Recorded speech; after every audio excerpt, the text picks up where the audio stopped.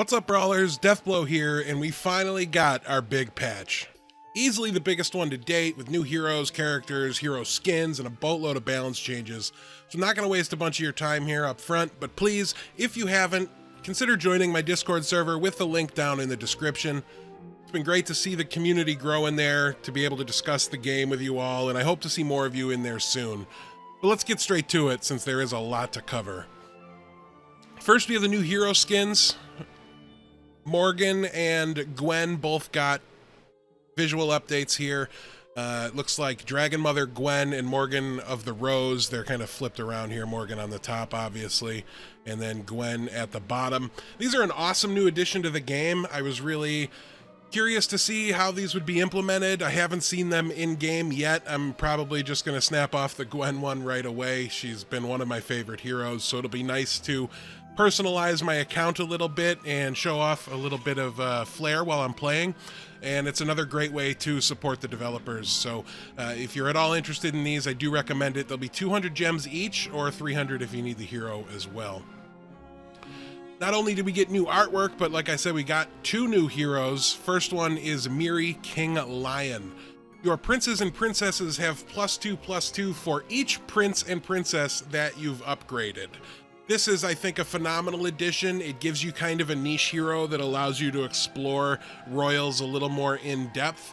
It remembers all of the past ones that you've upgraded, even if you sold them. So, you'll be able to gain value from bothering to triple up your sure shots or your lonely princes in the early game. Those will continue to improve your team and buff it throughout the game. So I think this is a great way to give a little bit of a power boost to royals without actually having to make a change to any of the cards. I've talked a lot about how I feel the state of balance in the game is very good at the moment, at least prior to this patch. Like I said, I haven't played this patch yet. Just dropped a little while shortly before recording, so hopefully that stays the same, but I think from having looked at the changes and everything, I think we should still be more than okay as far as that's concerned. But yeah, Miri looks great. I think this is going to be a really cool, fun hero. Again, it's one that kind of enables another line of play, not like royals were completely unviable, but they were one of the weaker synergies in the game, and I think this is a great way to give them a little boost. Next up, we have Fallen Angel. Your characters have +2 attack if you have 3 evil characters, and +2 health if you have 3 good characters. I don't know that the stats here are enough of a boost to really warrant it, especially since you'll be flying in the face of existing synergies on cards. So I have a feeling this is not going to be a great hero selection, but I could just be reading this all wrong. Obviously, it doesn't have a ton of effect early in the game. You've really got to widen out your board, so it's going to take until around level 3 to do that. And like I said, just let's say you meet both conditions, it's +2/+2, and that's the absolute max value of the hero. And when you compare it with your entire board getting +2/+2 for every prince and princess that you've upgraded, it feels like this is going to do next to nothing. That's just my initial take on it. I'll try it. I'll pick it up. I'll give it a go. See if it can get much value. But I like the idea of this character, the flavor of it, the rewarding you for kind of straddling the good and evil line straight down the middle. I think that's a really interesting mechanic. I'm just wondering what the numbers have to be, and I'm wondering if they're going to possibly be tweaking that number in the future, because it, like I said, just seems very low to me. But again, this is just without any play and with an initial reaction.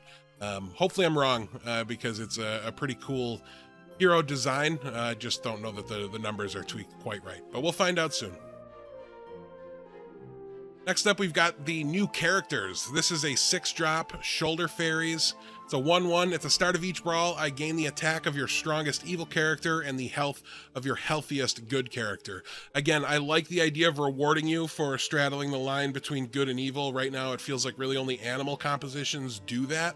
And I think this will at least reward things like splashing Doom Breath into your good build or something along those lines when you play with fairies. It'll also whatever buff this gets, your Echowood would also get. So I think there's an interesting opportunity here to fill out some endgame builds and maybe allow some to be a little more viable.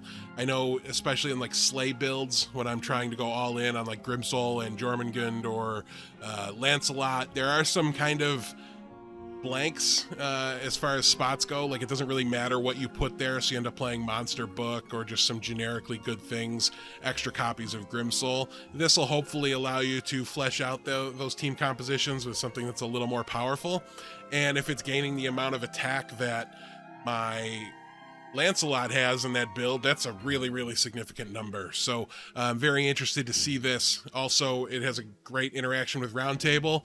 You can put it in a build that only focuses on good or only focuses on evil. Once you hit Roundtable, it's going to get that stat on both ends. So this is, I think, a really interesting character. It feels like it's going to have potentially massive stats in the late game when you build it the right way, and I'm really excited to see it in action.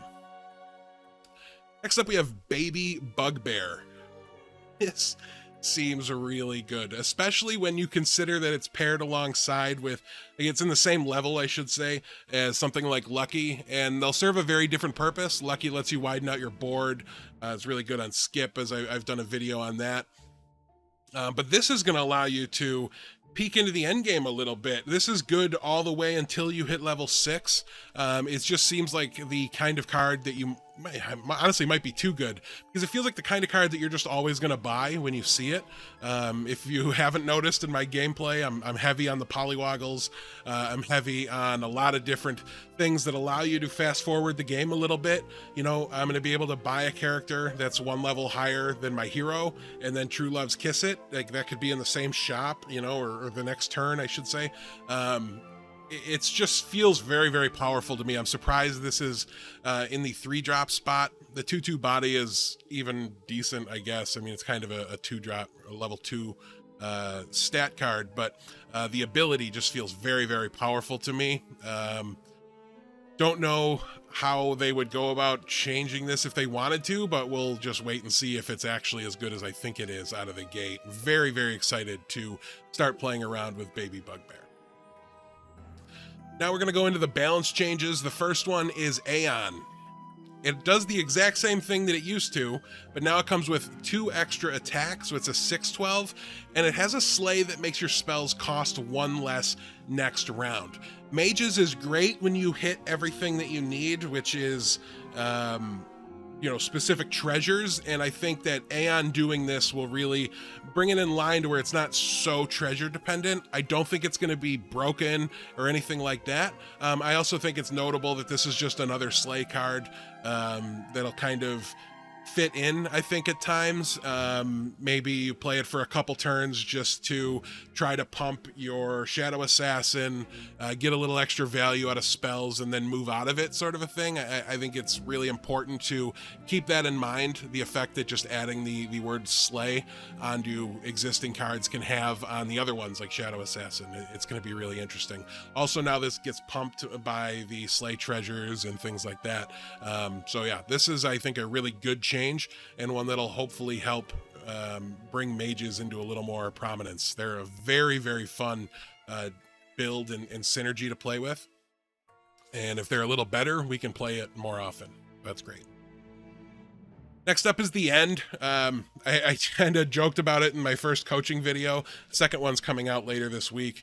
But it just basically, like, you see the end and it's like all you want to do is cast it, right? It's just such a good card with the health gain added, and obviously the experience is what you're there for, but the health really helps take the sting out of any tempo loss or anything that kind of serves as a drawback, casting a 3-mana spell that doesn't impact your board at all.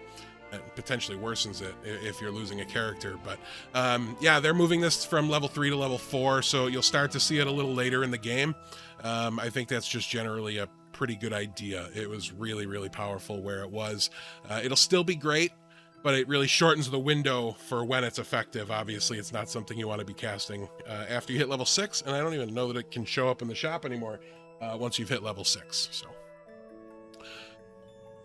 moving on, we've got Wild Growth, easily my least favorite of the balance changes in this patch. I don't understand why they felt the need to do anything to this objectively bad treasure. There was the one niche scenario with Celestial Tiger where you could build up these crazy, kooky, absurd, defensive stats on a couple of tree ants. I think that strategy was mostly a bait. I think if you chased it and tried to hit it, you were going to lose a whole lot of rating before you got there. I say that because that's exactly what happened to me. Thankfully, I got my video out of it. But now it's just dead, and now this treasure is going to sit in the 4-drop spot, be completely useless.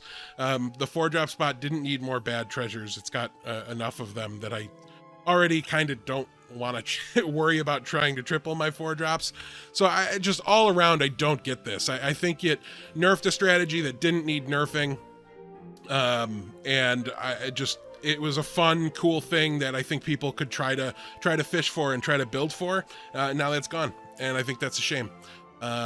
But it doesn't really take away from the health of the metagame or anything like that. So not the end of the world, but I just don't get this one. It was not a good strategy. So what are we nerfing it for? I don't understand. It was also beatable, like just play Medusas, rotten apple trees, things. I'll digress. I'll back off. Just don't get that one even a little bit, but I don't need to. Next up, we have vainpyre, and I think this is a really, really good change. Vainpyre was essentially worthless. Like, even if you hit it right away, hitting level 3, you didn't want to buy it. It was just good for 1 or 2 turns. It was great when you could get it rolling in the same combat and get it attacking multiple times, but that was just such a narrow usage for it, where it was actually good and valuable. That you just basically never tried. So I think giving him the option to permanently scale while being a little weaker out of the gate is pretty good here. It's kind of just like a baby Chupacabra now, and I think it's going to be pretty viable and see some significant play, especially in combination with one of the treasure changes later on down the road. Those two together now kind of build a better Chupacabra. If my initial math is correct, it'll be like +2 +3. I don't know. We'll get there, and you'll see how it plays out. But oh, and I'm forgetting, they actually also changed Chupacabra to not pump itself anymore and to only pump the units behind it. So significant changes to the sleigh. I think having both of these do the permanent buff would be a little too much. But I think now this is kind of an interesting mid-game card that you buy a little bit of, use it to gain some board presence. Specifically, pumping Sporkos to me is the stuff that champions are made of. Lobby wins are made of pumping your Sporko up to be a very significant attacking threat. And now we've got another tool to do that, and we've got that effect of like pumping the things behind you in evil, which to my knowledge or recollection didn't exist before. I think the card's significantly worse, but I think it's got a better kind of niche role now, and it's not really a loss when that kind of ability was brought up here to vainpyre. So gonna be curious to see how mid-range kind of sleigh builds play out in the long term, but I think this is a very interesting take on it. Very excited to give it a try. I've always liked the sleigh mechanic and army builds that kind of center around that. So a lot of changes to that in this patch. Next up, we've got some spells. Toil and Trouble. Basically does the exact same thing, but it's no longer a 3-cost or a level 3 spell. It is now a 2-cost or level 2 spell. It's a good stat bonus for 2 mana, or for 2 gold mana, for 2 gold and that early in the game. So I like this change quite a bit. I have a feeling I'm going to be selling a lot of golden chickens to give twice the amount of stats and a permanent buff across my board. Went from a card I basically ignored when I saw it to one that I think I'll want to target and buy when it comes up. So a great change overall here. Really happy about this one. Excited to see how it impacts things. Merlin's Test. I was a little surprised to see this on the sheet here. I think it's a good, well-designed card. It didn't feel overly powerful or great, but it was a good option. If I want to pump a minion like a Court Wizard or a Doom Breath, I thought this was a great option. Even at 6, I wouldn't sit around and wait for the 5 costing ones that gave a much bigger buff. I just went with kind of the balanced +4/+4, or +3/+3, now +4/+4. This is, I don't think super impactful of anything. It just makes it a little more tempting. So fine with me. Hopefully works well with the mages synergy if Aeon makes them a little more valuable. Obviously this will be a significant buff there. Next up is Ruby Slippers. They just cut it. It's gone. You don't have to worry about it anymore. They nerfed the sound, so I don't know that this was needed, but I don't think this is super fun. And when they took out Lich's Heart, I think they set the precedent that your life total should be a little more static. You shouldn't have treasures kind of bailing you out and giving you massive prolonged survivability into the late game.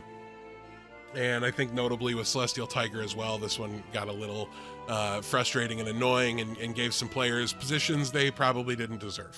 So no issues with this leaving. Going back to some characters here, we've got Princess White now going from a level 4 to a level 3. I think that's a massive change. I don't care that it's significantly smaller since it's not about its base stats. It's about growing when you get your dwarves army built up. They start dying, you know, Tweedledee and Tweedledum die. That's +2/+2 as a permanent buff here. So you get it earlier. It could be a base 1/1. I wouldn't care. I think this was a great buff to the card. But yeah, I think this is really, really interesting. I think dwarves got a significant buff, and I think they might be more viable in higher level and higher ELO lobbies. So I'll definitely be trying a little bit more dwarves. I know a couple of you out there love dwarves content. I don't know if you could detect the sarcasm there, but sorry, it's a pretty fun synergy. I can expect to see some of it on the stream and on the channel. Prince Arthur was a 4 costing 4/5, is now a 3 costing 3/3. Another minion, not about the stats, the ability to get it earlier, the ability to triple it earlier so that it's buffing itself. I think this is a massive, this is probably the biggest to date buff that they have given the Royal synergy outside possibly the hero. But when you combine the two, I think we're really looking at Royals being pretty close to viable here. So really, really excited about Prince Arthur. Royals was a synergy I liked more than a lot of the other ones and just couldn't really take full advantage of it because it was just weak. And I think there's a good chance that that's changing now. This will be much more significant of a scaling situation with Arthur being that much earlier in the game. So if you can find a way to triple an early sure shot, or even just Cinderella, right? Like you might really be in business to go into the late game with Royals. It's gonna be a lot of fun. Speaking of Royals, we've got the Nutcracker. It's only got to survive damage 4 times instead of 5 times. Usually when I sell this card out of frustration, it's got, you know, roughly 5 triggers left on the quest. I don't know that all of a sudden Nutcracker is going to be good, but I think it was really, really difficult to hit unless you were like pumping it with the +6 to a Treant spell. It was just 10 wasn't enough HP. So that didn't change, but at the end of the day, it'll obviously be significantly easier to finish the quest, and I think that's a really good start with this card. Not every card has to be great. Not every card has to be hyper playable. It's okay that Nutcracker's underwhelming, but it did feel pretty close to worthless before. Hopefully that's changed. Hungry Hippocampus. I don't know that this will become a build around card, but it's getting closer, right? So it is now, instead of a 3 cost, it's a 4 cost, which is definitely a pretty big blow to the card. But now it gets +2 health permanently whenever you summon an animal. And it's got 10 attack. That to me is the game changer here. Like 10 attack is kind of crazy. That was always the thing you were missing with it. Kind of similar to Godmother, where you could pump up its defense a lot, but it didn't have the power to really aggressively kill things in combat, even when it got to you know, exchange damage with a unit 2 to 3 times, it would still just lose and leave the minion on the board as you got into the mid and late game. And having 10 power now, even if it's less defense, or even if it's late, yeah, it'll be less defense overall, even though you're getting more, I think, because it's that much later. But we'll see. And I also think you can kind of set it up, right? Like, instead of seeing it early and then trying to find the Bo Peeps to make it work, you can, oh, I've got Bo Peeps, now I can add Hippocampus. And I'm not 100% sure how impactful this change will be and whether or not this is going to be a sought after card all of a sudden. But I think it's a good attempt, and it was very difficult to make it work and make it a feature part of any composition. So hopefully this helps. Moving on, we've got Greedy. It used to be a 3/6, now a 4/8. Don't think they needed this, but I don't think it changes much or hurts much. It's just a little bit of a stat boost to a card that's not about stats. It's about that ability, and if you can get the treasures and spells to really, you know, force it to activate and force you to get significant value out of it. But yeah, I think this is a small change, but it combined with the other things that dwarves are getting, I think it might be all part of a bigger picture that really kind of buffs dwarves significantly. A hero change here. Geppetto, instead of summoning a character in a brawl and giving it +2/+2, when you summon a character, you now gets +3/+3. This was already a solid hero, not very powerful, not anything I sought after to build. This has honestly a decent chance to change that. I think it's a pretty significant buff, and I'm excited to see kind of how it plays out. So Geppetto jumps up in the I want to play it list, and who knows, maybe it's going to be able to tier jump it. I honestly think it might actually tier jump Geppetto, but we'll see. Far from a lock that that's the case. Next up, Draculas Saber. When an enemy character dies, give your characters +2 attack this brawl is the old card. Now, nothing else is changing, but instead it gives +2/+1 this brawl. So they're adding a toughness to it. I think that's a pretty good change. You were never happy to buy this. I don't know that I'm going to be happy to buy it, but I'm going to be much more willing to buy it now, as it does more than just help you make better trades. I think in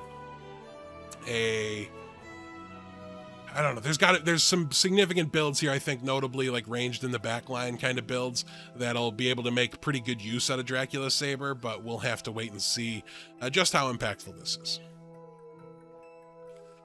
Moving along, Corrupted Heartwood. Now giving your animals and tree ants +1 attack and making them evil. I think it's pretty interesting here. I mean, who cares about the tree effect anymore? But we already know that the give all your beasts or your animals, I do that, beasts, I say beasts and mana way too much with this game. Your animals and tree ants are all evil now, and I think that's pretty important. We saw what that can do to animal builds, kind of being able to play some additional cards and options. Again, I think its kind of usefulness in tree ants is gone, but tree ants didn't need help. Didn't need early game help either, really. It's just the best synergy when you hit round table. I think that's an okay spot for it. That's probably not going to change. We'll see what the new heroes and stuff are able to kind of unlock and what these new cards are able to do. But I think the most notable thing here, like I said, is just turning all your animals evil. Now your baby bears are all evil, and they pump your Queen of Hearts, and just things like that. I think that's really, really valuable. And sure, I'll take +1 attack too. Why not? Next up, Bad Moon.